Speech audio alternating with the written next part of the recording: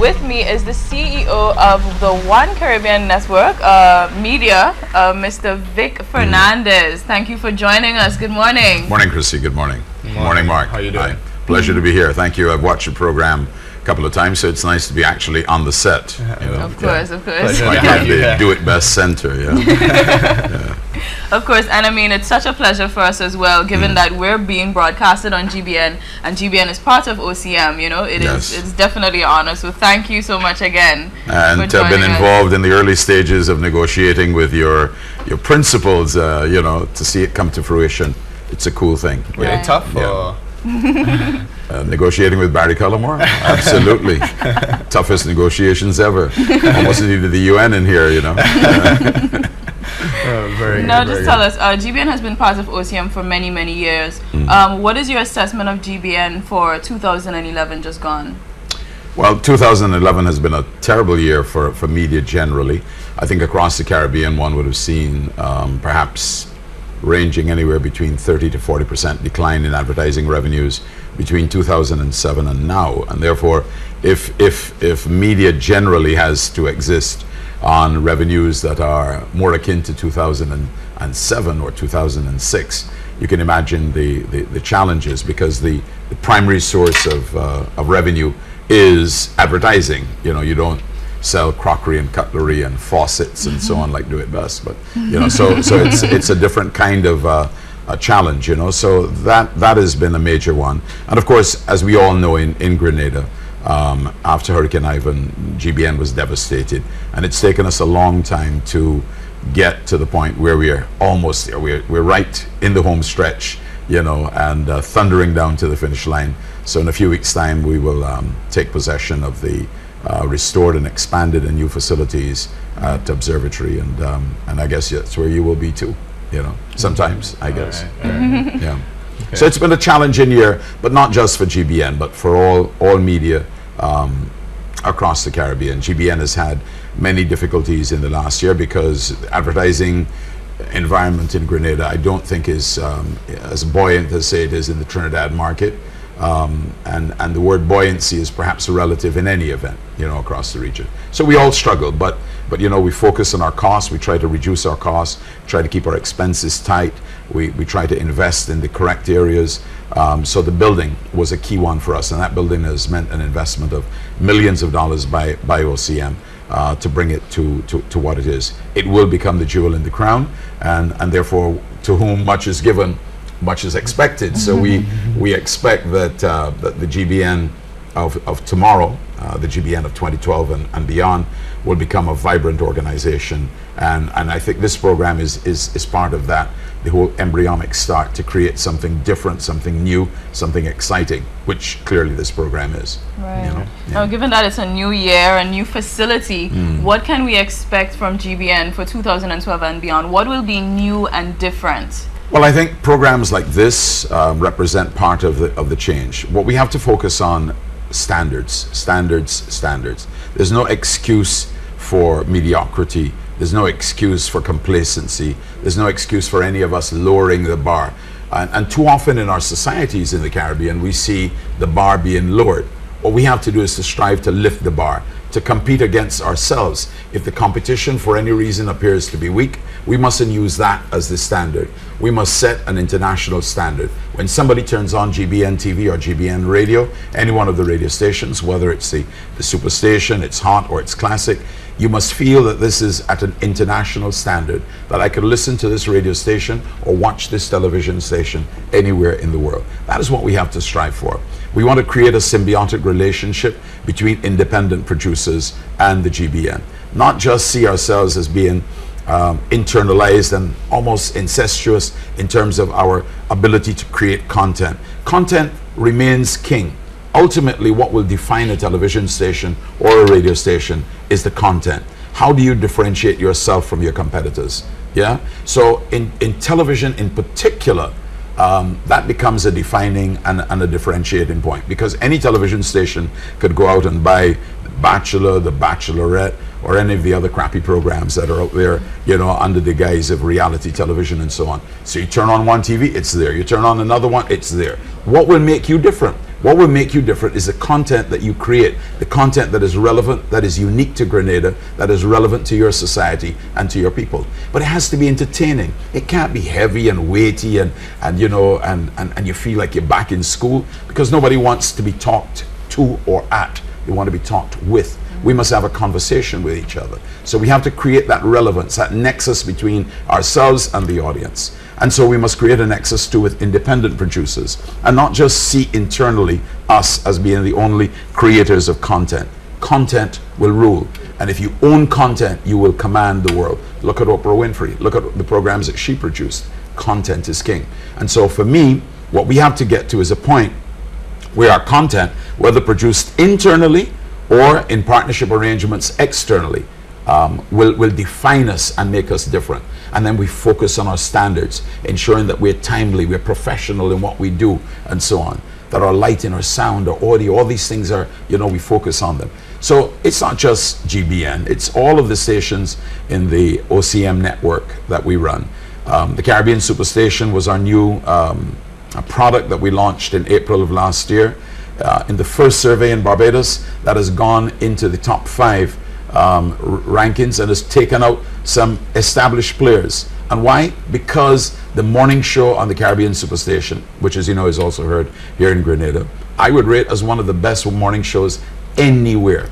It can hold its own with a morning show in Toronto, in Timbuktu, or in Birmingham, whether that's Alabama or UK. Yeah? So, you know, that's what we have to do. That's what we have to strive for. And in launching the Superstation, one of the things that I fought with all of my people to make sure we all understood and we bought into was that we do not want to compromise in terms of our standards. And that's why we waited. We waited a while before we launched the Superstation. We wanted to ensure that in all of the 7 countries that we are in, that the Superstation would be heard. We didn't want to go into some and not to others. We eventually went without the Trinidad market, but that's going to change very shortly. Okay. How is the Superstation doing in the other markets? Well, I think it's doing extremely well. The feedback in a competitive market like Barbados, feedback has been excellent to the Caribbean Superstation. Driven largely by Nikki and Jace in the morning. They're funny, they're outrageous, they're edgy, they're irreverent, they're maybe disrespectful even at times. So what? You know, radio, that's what radio has to be, also edgy within the boundaries that you're allowed, you know. They're tasteful and yet they're edgy. Sometimes we can be edgy and be very offensive, you know, and I think the ability of those 2 accomplished broadcasters, Nikki Crosby being an accomplished humorist, and no, I didn't say comedian, I said humorist, in her own right, understands the boundaries, and she looks at life, they look at life and they pick apart daily things that people wouldn't find funny, you know, but then they look at the funny side of life, because we also have to learn to laugh at ourselves sometimes and not just think everything is serious and heavy, you know. So I would say that the response has been good. The challenge for a station like the Superstation is to translate that into advertising revenue, because you're not appealing to your mom and pop operators, you know, locally. If a company exists only in the local market, then the Superstation is hardly going to be the station for you.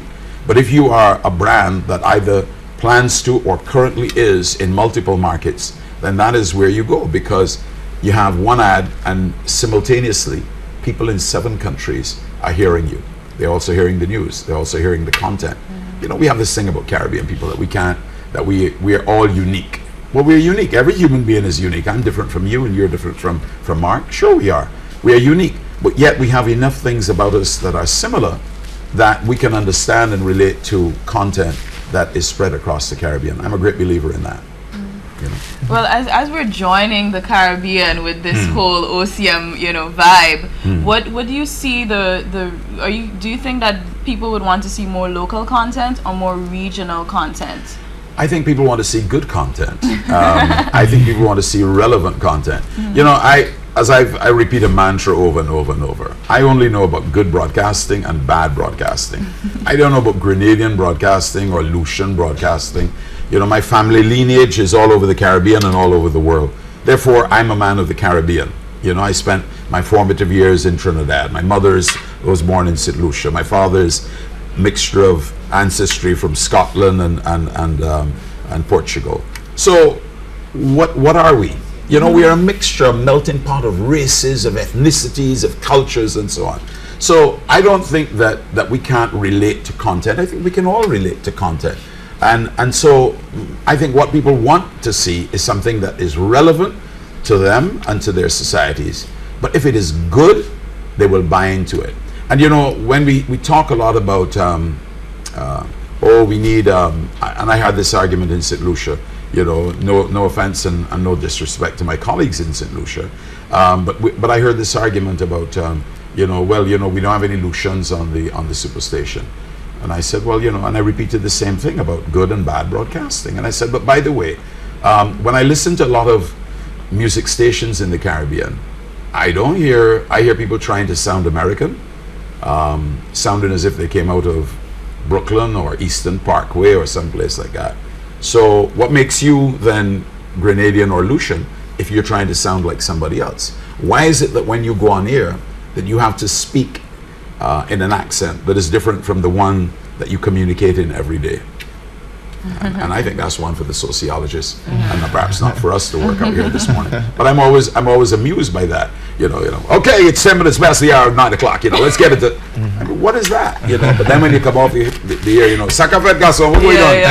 You know what I mean? So. Yeah. Okay. So I think it's about relevance. I think if it is good, people will watch it. If it is bad, people are going to say it's local. And you don't want local to be associated with bad.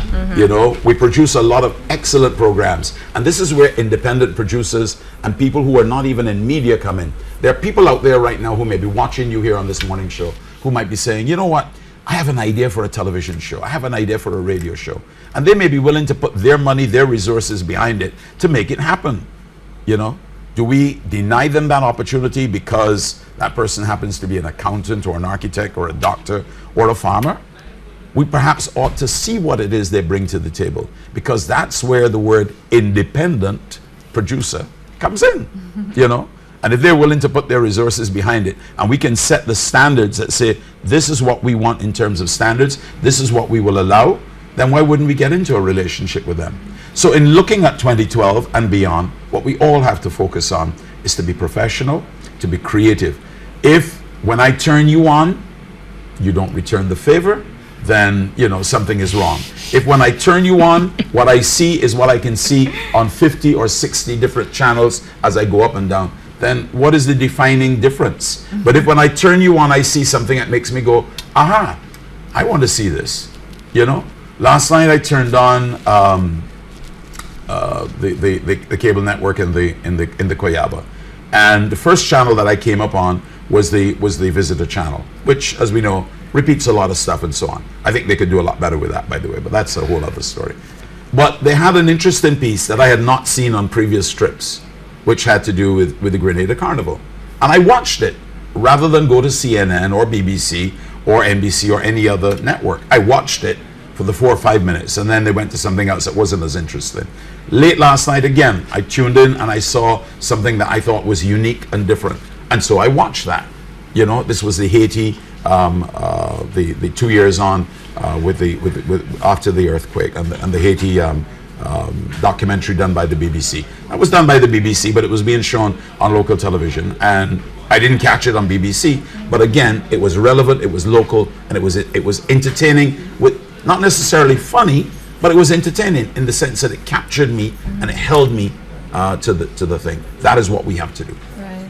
Okay. And how have you seen? Wow, tongue twister. That's all right. It's early in the morning. Yeah, it happens, right? I haven't had breakfast yet, right? Barry's starving you, right? Yeah. But has social media impacted traditional broadcasting over the years? Oh, absolutely, absolutely. I think if you ignore social media, you will die a very lonely death. Look, social media, in my view, is not going to replace traditional media.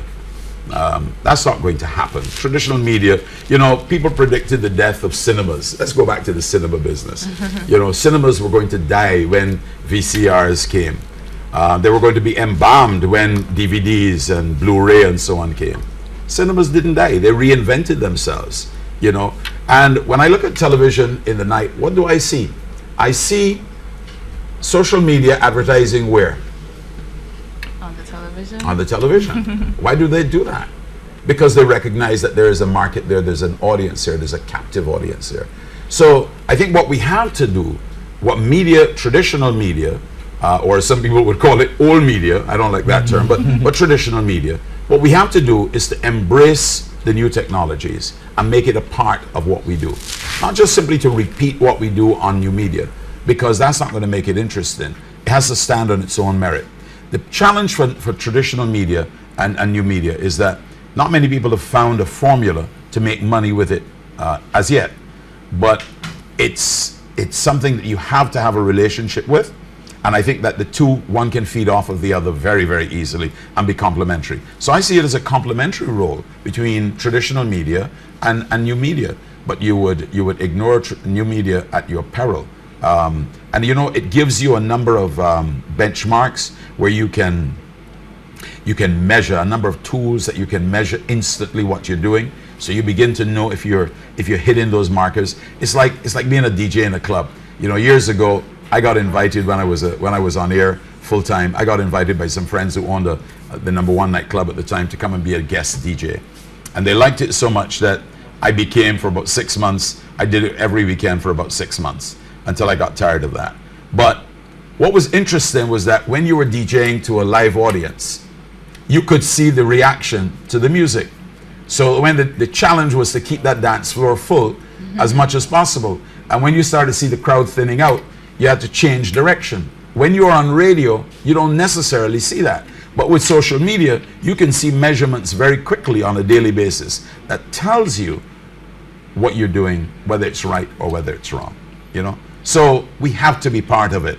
Social media advertising investment is growing at an exponential rate that is faster than traditional media. In fact, while traditional media has declined, social media has increased. But I'm not too worried about that. If you're coming from zero, any increase is an increase. So we shouldn't get panicky about that. What we have to do is to embrace the tools, see social media as a partner, and it's an easy platform to get into because it gives you the world. The world is your oyster. No longer are you restrained or constrained by national licenses. You're not constrained by geographic boundaries. All you need to do is to hook up and you're on the air. Okay. Now, what about government? Should they play any role in the media, or? Ooh. Oh, Mark. We have all morning. I mean, this is I wear another hat as president of the Caribbean Broadcasting Union. And in the CBU, we have members who are state-owned media. So I don't want to be incorrect politically, but at the same time, I've never been known to be bashful in saying what I think. I think there's absolutely no role for governments in the Caribbean to be in the ownership of media. None whatsoever. Government's role in the 60s, maybe in the late 50s and 60s, was to be that catalyst because investors didn't see media, at least broadcast media, as something to invest in. So the governments did.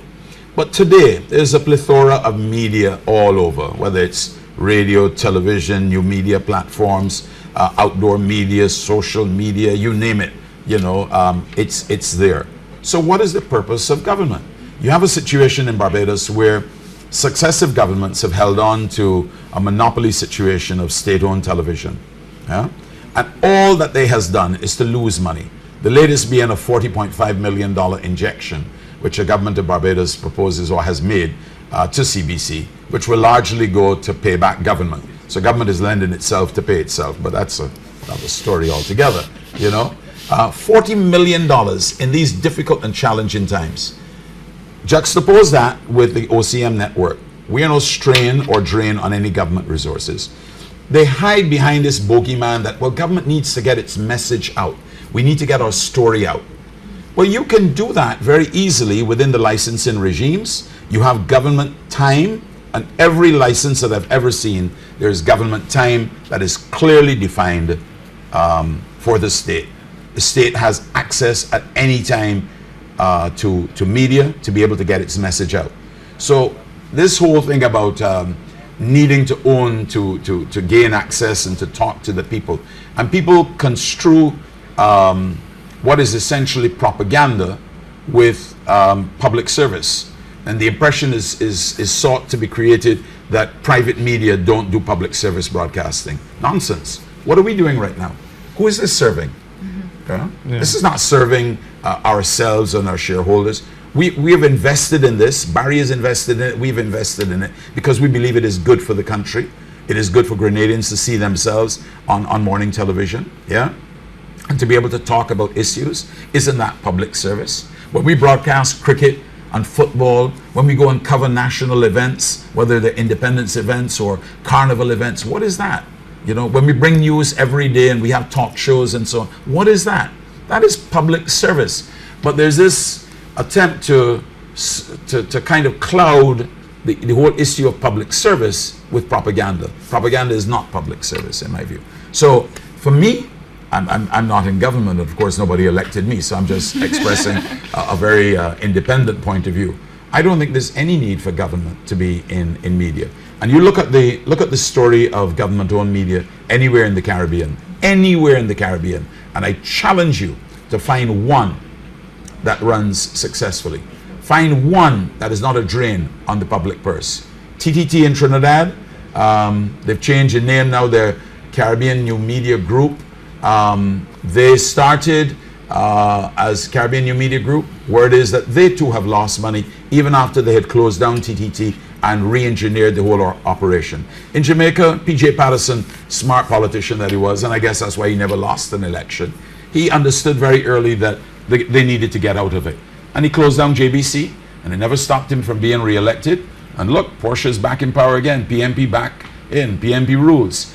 Didn't stop them from getting re-elected, even though there's no public, state-owned, full-time radio and television broadcaster. There's a role for the state.